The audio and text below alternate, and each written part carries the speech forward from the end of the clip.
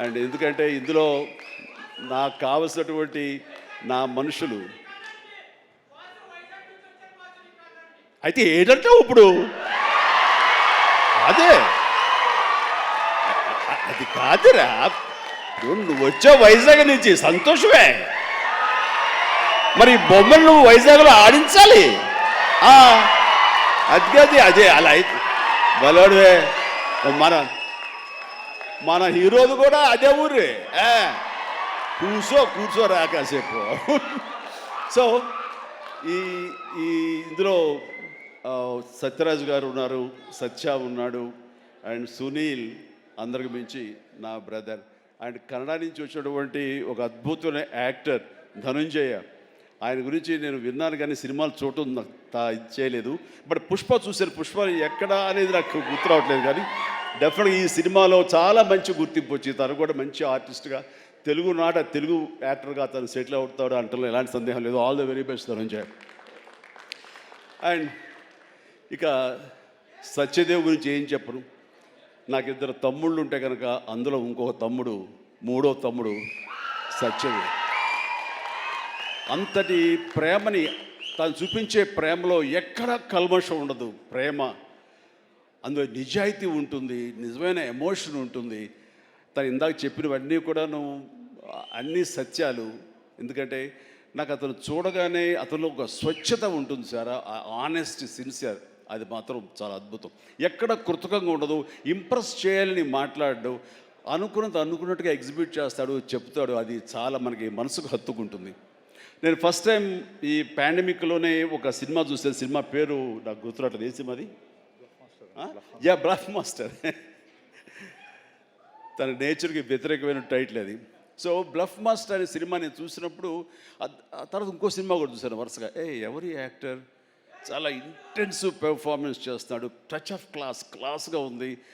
And మన తెలుగు మనిషిలాగా అనిపించలేదు. బహుశా అతనికి డబ్బింగ్ వాయిస్ ఇచ్చారు, ఎందుకంటే వాయిస్లో అంత రిచ్నెస్ ఉంది, అంత క్లారిటీ, అంత నీట్గా ఉందంటే మంచి డబ్బింగ్ ఆర్టిస్ట్ తోటి తనకి డబ్బింగ్ చెప్పించుంటారు. కాబట్టి ఎవడో బయట వ్యక్తి అయి ఉంటాడు. ఏ యాక్టర్ కన్నడనా లేదా ఇంకోటి అనిపించేది. అని ఎవరితో మాట్లాడుతూ లేదండి మన వైజాగ్ అబ్బాయి అన్నాడు. మనూరి అంటారా,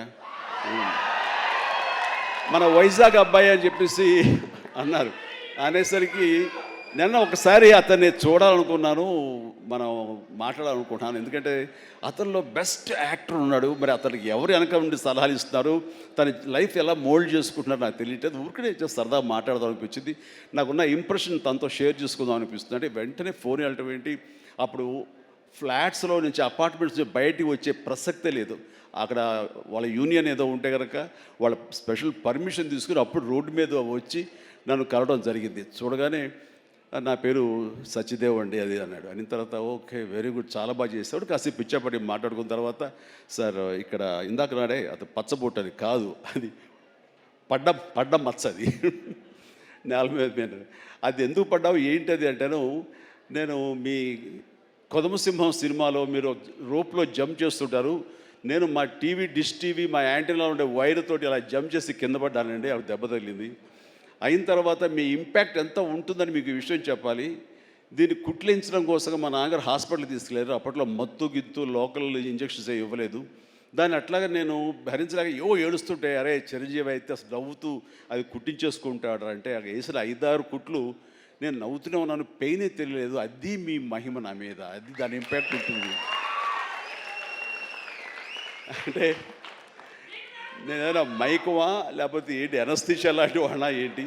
అండ్ తనకి అంత ప్రేమ, ఆ ప్రేమ మత్తులో ఆ పెయిన్ కూడా తనకు తెలియలేదన్నమాట. అది చెప్పినప్పుడు చాలా ఇంప్రెసివ్గా అనిపించింది. Such a coincidence.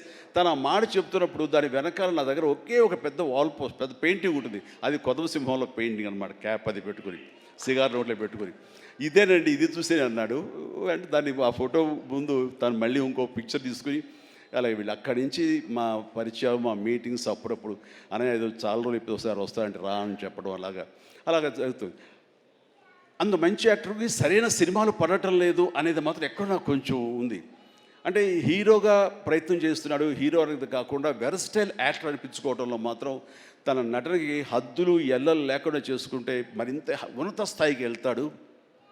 ఆ తర్వాత ఇతను ఏ స్థాయిలో ఉండాలి, ఏ ఏ పాత్రలో ఉండాలి, ఏ హీరోగా సెట్ అవ్వాలి ఏంటంటే ప్రేక్షకులు నిర్ణయిస్తారు. దాని ప్రకారం మనం ముందుకు వెళ్ళిపోవచ్చు అంటూ గాడ్ ఫాదర్లో ఎవరో నార్త్ హీరోస్నో లేకపోతే ఇంకో హీరోస్నో బయట లాంగ్వేజ్ హీరోస్నో తీసుకొస్తే మనకింత పొటెన్షియల్ ఉన్న ఒక ఆర్టిస్ట్ ఉన్నాడు, అతన్ని ఆ క్యారెక్టర్ పెట్టుకుందాం అని అంటే కొంచెం రెసిస్టెన్స్ వచ్చింది. ఎందుకంటే మన వాళ్ళు అనగానే లోకువ. కానీ అతని పొటెన్షియాలిటీ, అతని టాలెంటు, అది ఎలాగా డెలివరీ చేస్తాడో తెలిసి నాకు ఐఎమ్ వెరీ మచ్ కాన్ఫిడెంట్ ఆ యొక్క నాకు ఎదురుగా నిలబడే ఆ పాత్రలో చాలా అత్యద్భుతంగా చేయగలడని చెప్పేసి ఆ సినిమాలో నేను చెప్పాను కాబట్టి స్ట్రాంగ్గా ఒప్పుకున్నారు. ఇందాక తను చెప్పినట్లుగా తను అంతకంతగా ఆ దాంట్లో రాణించాడు, మెప్పించాడు, ఒప్పించాడు. ద ఫెంటాస్టిక్ పెర్ఫార్మెన్స్ ఇచ్చి ఆ సినిమా అంత ఎత్తుకు వెళ్ళటానికి, ధీటుగా నాకు నిలబడి చేయడానికి తను కారణమయ్యాడు. అలాంటి సత్యదేవ్ నా నమ్మకాన్ని నిలబెట్టాడు. ఇందాక అది ఆ మాట తను అన్నప్పుడు మనస్ఫూర్తిగా దాన్ని నేను ఆహ్వానిస్తున్నాను, ఆస్వాదిస్తున్నాను.